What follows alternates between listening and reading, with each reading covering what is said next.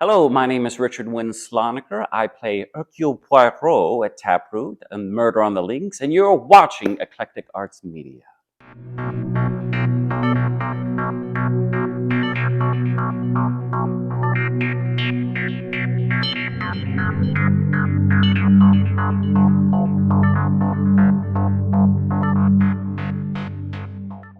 Well, Richard, this is truly an honor for me to be able to speak with you about not only this show, but kind of your acting career and things that I've seen, because I've seen you in so many productions around town.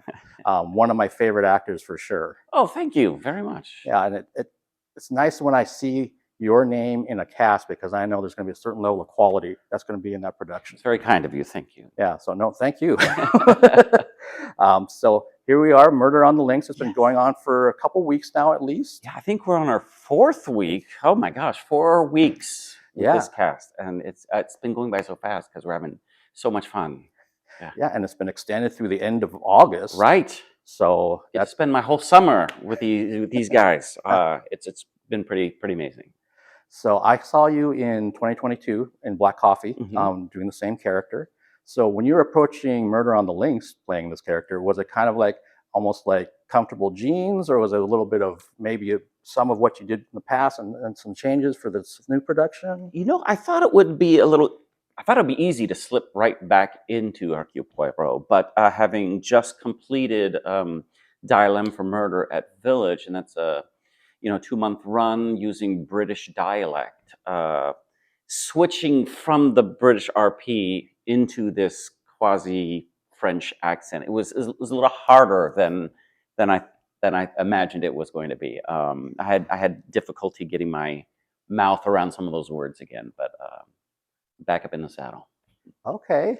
And then speaking of the accent, particularly for this show, how hard was it to, since I believe the character's Belgian, so it could be French, German, or Dutch that they speak, depending on what part of the country. Right. So how hard was it to figure out where's the right, quote unquote, right. accent?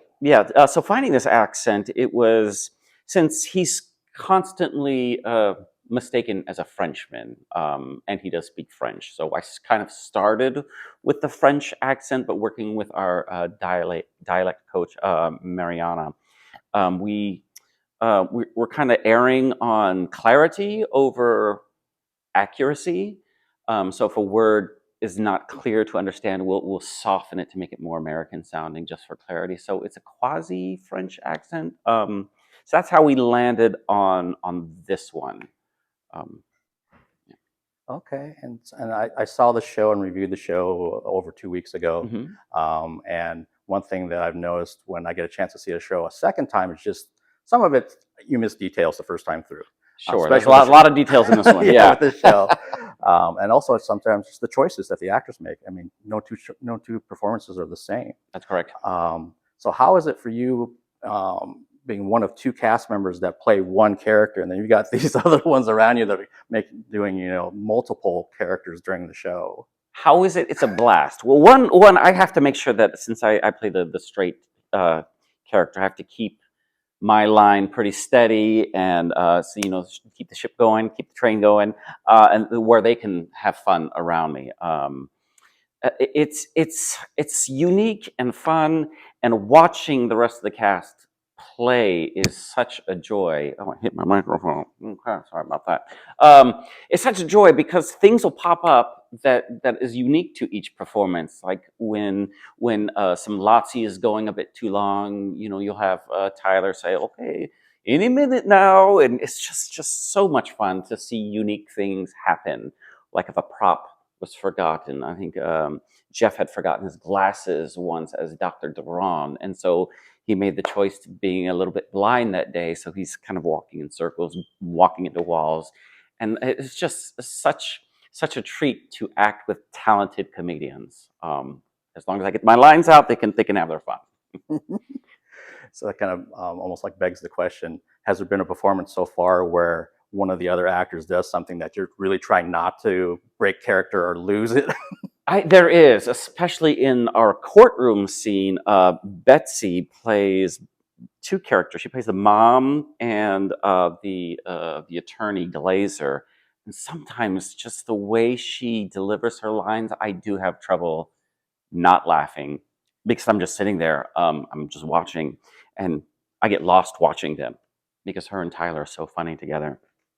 Some of her facial expressions and deliveries, it's just again, it's a treat to watch. Awesome. And for this role in particular, how did you prepare for it once you knew that you're on board and going to be doing it specifically for your character? One is start working on the lines because Poirot does have some quite big chunks of text that I have to get out. So I do start on the lines. But this one, because I mentioned Dial M for Murder, I did have to switch accents, which took a lot longer than I thought it would. So focusing on the lines and making the sound. So being at home by myself, speaking aloud, and just trying to get my mouth around those words and get that muscle memory back into my face. So it's a little work, but it's all good work and Okay. enjoyable. Yeah, I think of the shows I've seen in the past, I've probably heard you do an English accent more than anything. Mhm. Um, and so, are, and you kind of spoke to the fact that when you left LM for Murder and then came to this production, that it took you a little bit longer to switch the accents. Mhm. Is that been kind of a rarity, or typically it's kind of easy for you to do switch accents for shows? Well, going into RP, since I have done it so much, the British RP, that one I feels like it's an old hat. I can just jump right into it anytime. But this one, I had Black Coffee was the first time I've done this quasi French accent. So it did took a lot of work to get into that accent. And I think it's because I don't do a French accent often. Takes a little bit more than going into a British accent. Okay.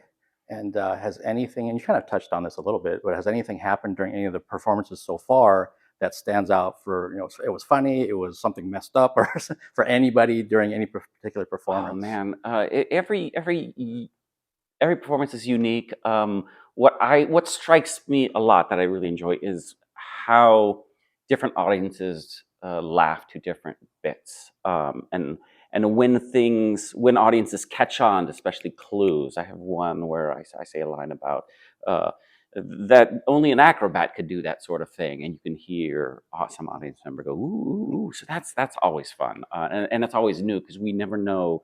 I may know what Tyler is going to do, and I may know what Jeff is going to do, but I never know what the audience is going to do, or how they're going to react. And so it's always wonderful to experience that live when you're performing.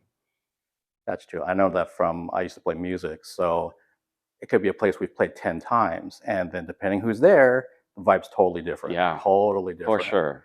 You guys have sellout houses here, and depending on the people that are sitting in these chairs, Hmm. you can have, wow, that was just one of the best shows we've ever done. And other times it could be something was a little off Hmm. tonight. Hmm. We don't know. It wasn't us, but Yeah, yeah. Especially if you forget a line. Luckily you have good actors to back you up and support you. just out of sheer curiosity, have you ever done a musical? I have. I did last year. I understudied at Fifth Ave for Okay. Spring Awakening, the male adult track, and I got to perform twice, twice in that one. And before then, I've done West Side Story twice, one at the Village and one at the Northwest Asian American Theater, many years ago. So I have. I don't do them a lot. I would love to do more, but it depends on booking that audition. Okay. I was just curious if you had voice and other things, because some actors are like, I strictly act. I don't want to do musicals. I don't want to be Oh dancing. no, I would love to. I would love to. I'm an actor who can sing, and there are definitely actors in my type who sing much better than I do. So I understand when certain actors are cast over me. I was like totally get it. But I'm up for it. I would love to be in a musical. Okay. I've got two more questions for you. For someone that hasn't seen Murder on the Links here at Taproot Theater, what's why should they come? Why should they come to this one? One, it's a good time. You will laugh. It's a unique production because it is the classic Agatha Christie mystery, Murder on Links, but adapted by a local playwright, Stephen Dietz, who's very talented, a world-renowned playwright who's made a unique twist on this show. You still get the story, but you get Stephen Dietz's adaptation with these talented comedic actors behind us. So it's a unique show that's very funny, that's very enjoyable, and it'll still make you guess at who the murderer is. Ooh, Yeah. okay. And my last question is that for the character that you play, Mhm. and regardless of like time, year or time or anything like that, what uh, brand or make or style of motorcycle do you think he would ride? Oh, this is a good question. Let's see. He is Belgian. I want to say only because I'm partial to it. I think he would ride a Triumph motorcycle. Maybe a Bonneville. Those are nice bikes. Yeah, I know you like to get into the wind. I do. I do. I do love a good motorcycle. Well, Richard, thank you so much for taking the Thank you, time. Mark. It's been a pleasure. I so appreciate it, and I'm looking forward to seeing another performance tonight. Oh, wonderful, wonderful, and we'll see you out there too.